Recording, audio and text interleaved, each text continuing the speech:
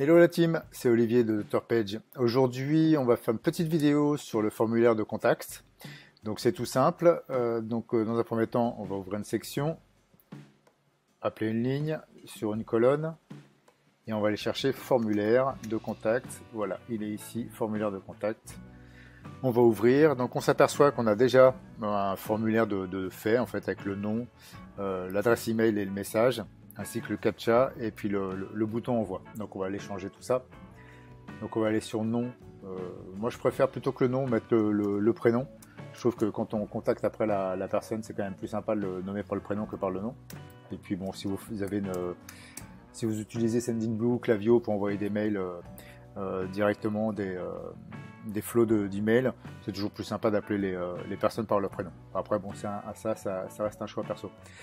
On va aller sur options des champs. Donc là, en fait, on a type. Donc champ d'entrée, en fait, c'est simplement mettre le nom, prénom, enfin bon, des lettres, en fait. Champ d'email, zone de texte. Donc champ d'email, ça va plus être pour l'adresse email. Zone de texte, ça va être pour les messages. Case bouton radio, ça va être, et puis menu déroulant, ça va être pour les choix multiples. Les questions que vous avez posées, on va voir ça tout de suite après. Donc là, on va laisser champ d'entrée. Longueur minimum, longueur maximum, en fait, c'est le nombre de caractères que la personne va pouvoir mettre. Vous laissez à 0 si vous ne laissez aucune limite pour mettre ce qu'il veut dans le champ. Les symboles autorisés, bon, effectivement, là, on va être soit sur des lettres seulement, soit du nombre seulement, soit les deux, en fait. D'accord ? Donc on va laisser tout comme ça. Champ requis, ça veut dire que tant que la personne n'a pas rempli ce champ-là, il ne pourra pas envoyer le mail en fait.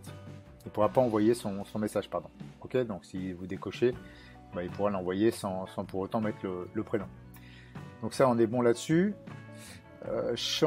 Donc l'email, on va laisser ça, on va juste mettre en minuscule ici. Vous allez voir pourquoi ensuite. Email, champ. Ok, donc on est sur champ requis, c'est bon. Champ email, donc là on est bon. On a le message. On va rajouter, allez, téléphone. Téléphone. Donc on met sur l'idée du champ et sur le nom. Téléphone. Ça c'est ce qui va s'inscrire dans le champ, d'accord. Ici, option du champ. Donc on va mettre champ d'entrée. Donc ça, on est toujours bon là-dessus, d'accord. Et par contre, là-dessus, sur symbole autorisé, on va mettre en fait que du nombre seulement, hein, puisqu'on est sur du numéro de téléphone, du numéro de téléphone. Et là, bah, soit vous le mettez, soit vous le mettez pas. Ça, c'est comme vous le souhaitez. Allez, on va dire qu'on le met pas pour cette occasion-là. Ok. Donc là, on va enregistrer. Ok. Téléphone. Par contre, vous voyez, téléphone prend toute la longueur. Donc juste une petite chose, si vous voulez minimiser, c'est-à-dire le réduire à cette taille-là, on va aller dans style, modèle, et on décoche ça. Et là, à ce moment-là, vous voyez, ça réduit automatiquement. D'accord? Soit on le laisse en grand, soit on le laisse en petit. Ça, c'est comme vous le souhaitez. On revient en arrière. Sur les messages, alors là, on va rajouter effectivement, on va dire par exemple, pour quelles raisons, les raisons de l'appel, enfin la raison du mail. Raison, et là on va mettre pour quelle raison souhaitez-vous nous contacter. Ok. Petit point d'interrogation, c'est mieux. Option de champ, et celle-là effectivement, on va pouvoir ajouter par exemple un menu déroulant. Où on va pas répondre à ces questions, mais savoir mettre plusieurs choses, par exemple pour savoir si la personne nous contacte pour du SAV, pour une commande, pour un devis par exemple, d'accord, ou autre. Ok. Donc champ requis, bon, encore une fois, c'est-à-dire que si la personne ne remplit pas ces champs-là ou ne répond pas à une de ces questions, il ne pourra pas envoyer le mail. Donc ça, bon, on peut retirer ça. Donc important, c'est que là, vous voyez, pour quelle raison souhaitez-vous nous contacter? Ok, on va le mettre juste au-dessus du message, comme ça, prénom, nom, téléphone, c'est pareil, on va le déplacer. On va pouvoir ajouter un champ si vous voulez. Voilà, on va le mettre là. Ok, pour quelle raison souhaitez-vous nous contacter? Et là, le message. Donc si j'enregistre ici, on va sauvegarder et on va aller regarder ce que ça donne.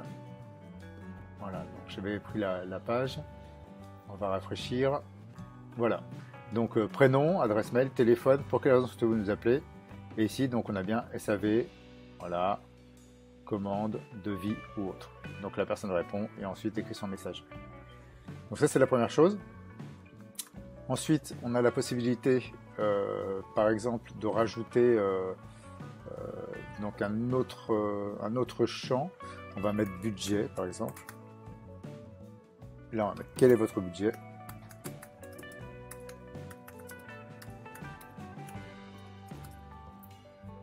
OK. Et sur les options de champ, on va mettre donc des boutons radio.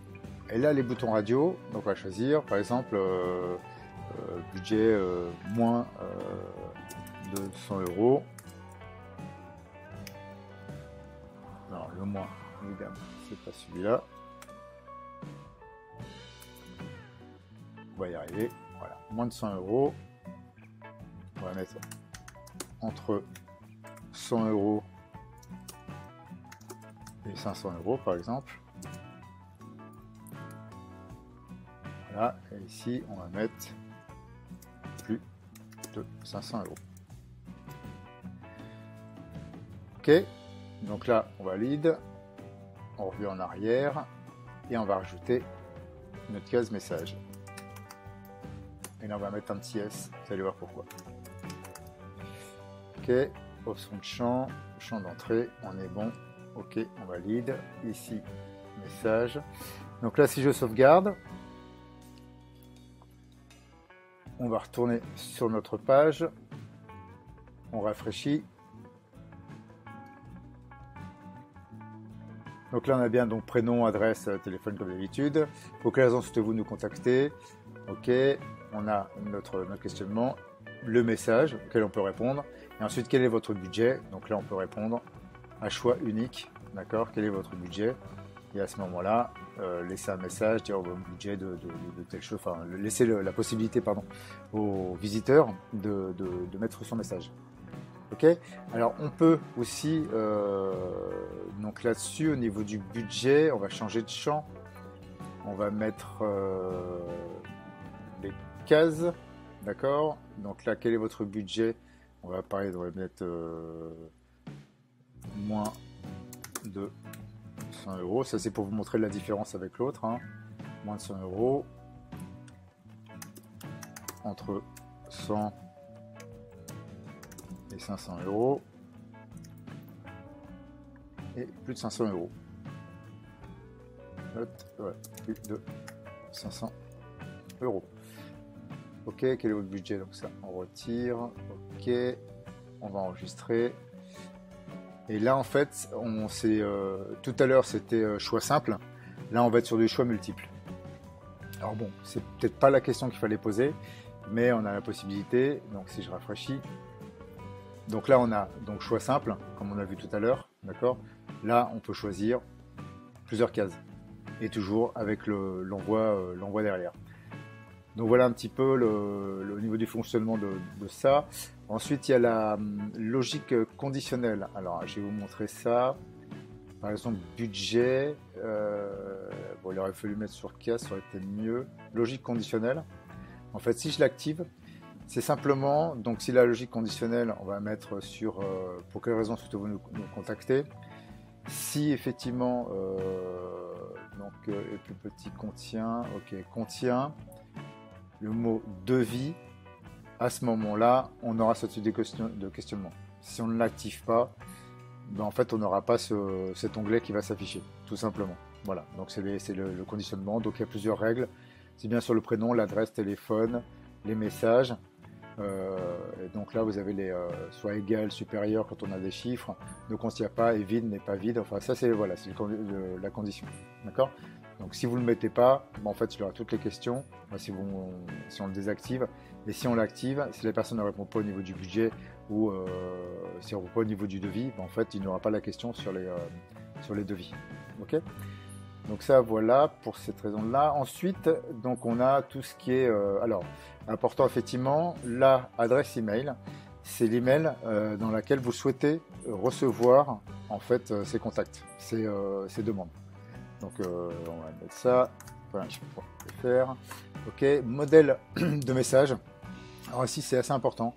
C'est-à-dire qu'en fait pour avoir les champs qui s'affichent sur ce qui s'affiche quand vous allez recevoir votre message, il est important de faire ces petites choses-là. Alors voilà ce qu'il écrit ici. Vous pouvez ici définir le modèle personnalisé, le message d'envoi, les champs devraient inclure dans les formats suivants. Par exemple, si vous souhaitez inclure le champ avec l'idée phone et le champ avec l'idée message, vous pouvez alors écrire mon message. Alors voilà, je vous explique. C'est simplement si ici par exemple, je vais mettre prénom. Ok, là je fais 2 petits pourcentages. Je vais écrire le nom prénom. Donc ça, il faut mettre le nom du champ que vous avez ici. D'accord, précisément. C'est pour ça tout à l'heure je dis message là sans S et message avec un S. Donc là on a prénom. Si on va voir l'email, on va mettre email. Ok, là hop, on va mettre ça et on est sur voilà email. Donc là on écrit email. Email, ça va pas fonctionner. Toc. Voilà, etc., etc. Donc pour le budget, à chaque fois que vous voulez avoir les informations qui vont être écrites là, en fait il faut l'écrire ici. D'accord. Donc vous reprenez en fait tous les champs ici, par exemple téléphone, là vous écrivez téléphone. Ok. Alors pas nécessaire d'écrire ce téléphone ici, hein, mais par contre les deux pourcentages et téléphone entre. Ça, c'est si vous voulez vraiment avoir l'information, enfin recevoir l'information sur votre mail, c'est important. D'accord.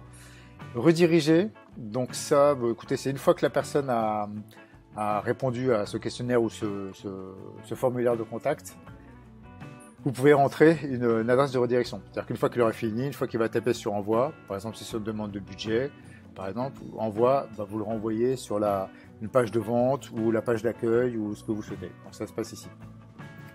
Spam protection, donc c'est le CAPTCHA, en fait c'est ici, d'accord, soit on l'active, soit on l'active pas. C'est pour éviter de recevoir des spams. Bon maintenant vaut mieux utiliser ce service-là. Par contre je vous cacherai pas que moi je ne l'utilise pas, donc je sais pas trop comment ça fonctionne, mais vraisemblablement il suffit d'ajouter un compte. Ok, et puis après bon il y a celui-là, le petit CAPTCHA, donc on vous demande de répondre à cette question 10+1. Tant que vous n'avez pas mis 11, vous ne pouvez pas l'envoyer, ou si vous répondez, si vous mettez 12, alors que le résultat est 11, en fait ça partira jamais. D'accord. Donc c'est le lien, ok, le fond, donc ça c'est pour le design. Ensuite on a le style, et là vous pouvez effectivement tout styliser au niveau du champ, des polices de caractère, normal, enfin vous avez tout là, ça c'est comme d'habitude, vous pouvez absolument tout changer. Donc voilà pour ce qui est du module formulaire de contact. N'hésitez pas à me faire des petits commentaires ou si vous avez des questions où je répondrai avec grand plaisir. Et puis écoutez, pour ma part c'est fini, puis je vous souhaite un bon business comme d'habitude et à bientôt pour un nouveau tuto. Ciao ciao.